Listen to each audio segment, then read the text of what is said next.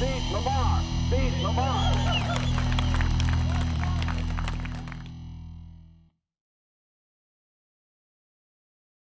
And one of the great Tea Party leaders in this state is Mark West, founder of the Chattanooga Tea Party and a leader in this state for Tea Party values. I want you to welcome, put your hands together for Mr. Mark West.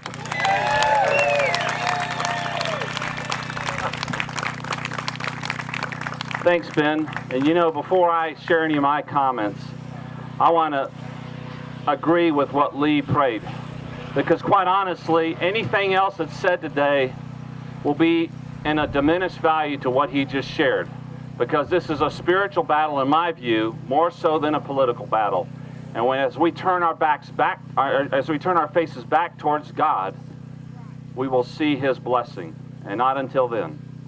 But you know, some folks were maybe disappointed thinking that Lamar wasn't going to drive in here, because I heard that he flew in. But quite honestly, I hope he did, because he's going to see the full force of the people that are here today in this field. Is that not awesome? You guys did a great job of turning out. Now, I've got a few comments here that I'm going to share with you, and it deals with the subject of truth. That's what we're here about today. We're here for one reason today, to speak out openly and truthfully about a man who would seek to represent you for another 6 years in our nation's capital. But as I start, let me issue this warning to Tennessee's senior citizen, senior senator. Lamar, if you're over there, truth hurts. So you better get some painkiller, because we're getting ready to serve up a dose of truth. Now, our justice system in America seeks truth, and it accomplishes this by examining the facts of a case.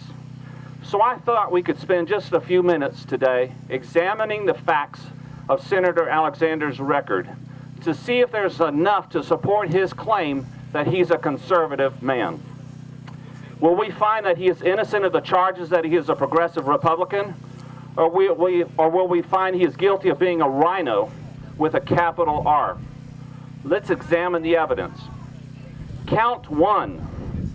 In the matter of Eric Holder's confirmation as Attorney General, Lamar Alexander voted yes to fill the seat of the nation's top law enforcer with a man who has shown to have absolute no respect for the law, for you, or for the Constitution.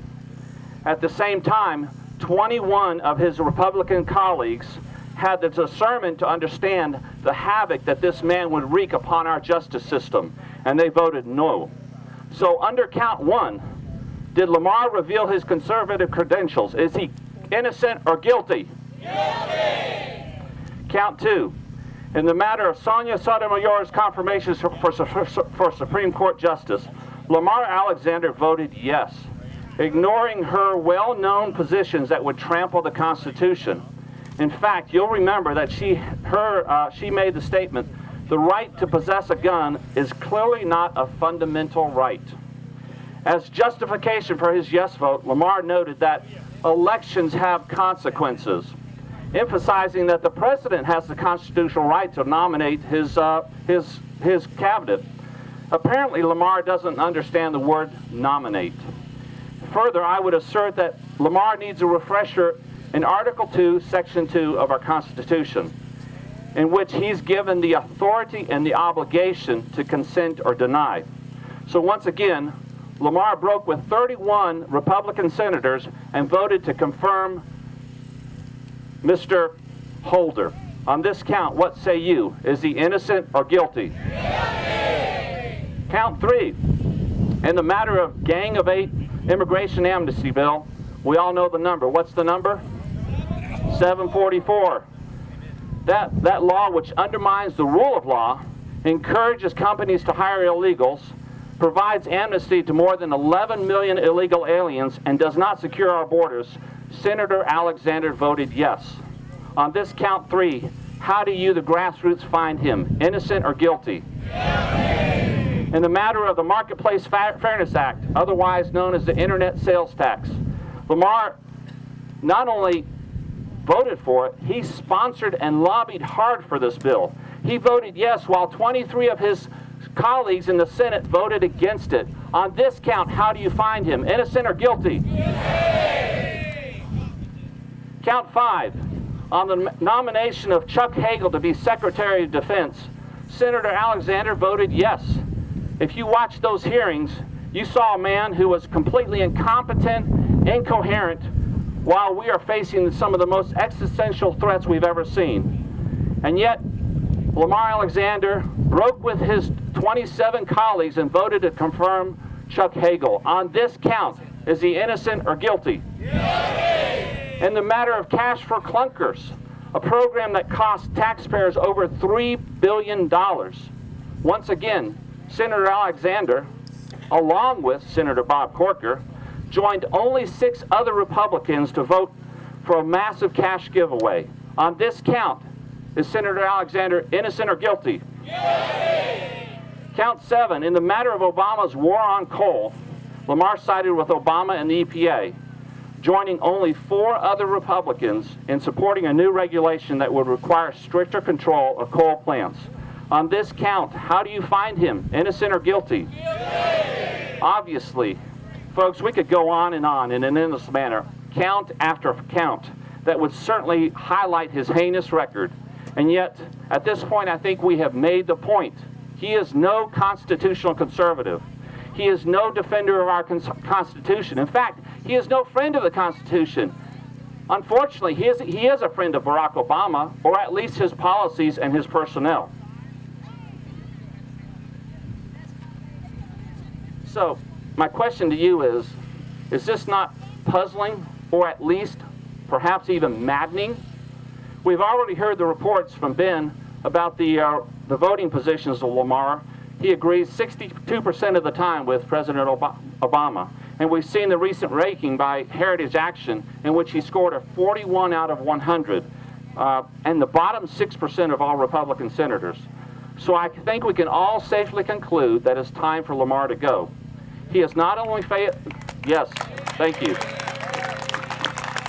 He has not only failed our state, but in a time of crisis, when our nation's future is tenuous, he has failed our Constitution. He has trampled on the vision of our founding fathers.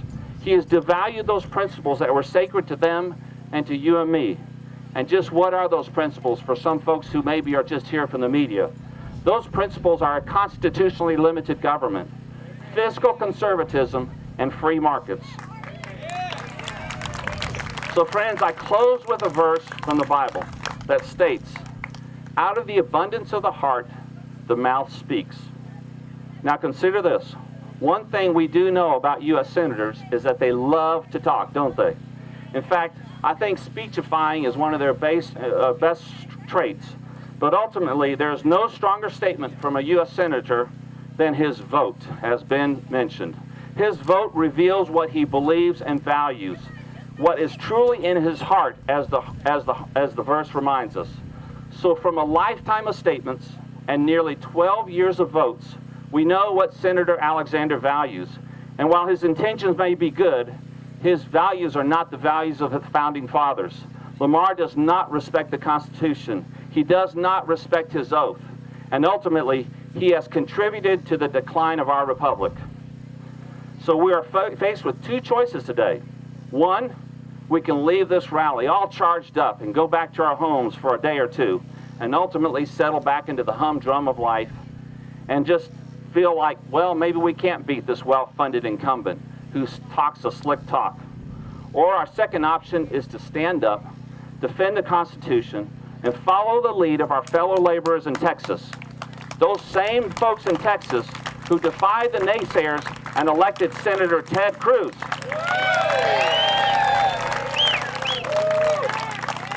So which is it? My prayer is that Tennesseans will step up and send reinforcements to Paul, Cruz, and Lee. And with that, our battle cry should be what's on the front of your t-shirts all across this crowd. Beat Lamar. Join with me. Beat Lamar. Beat Lamar. Beat Lamar. Thank you. Mark West!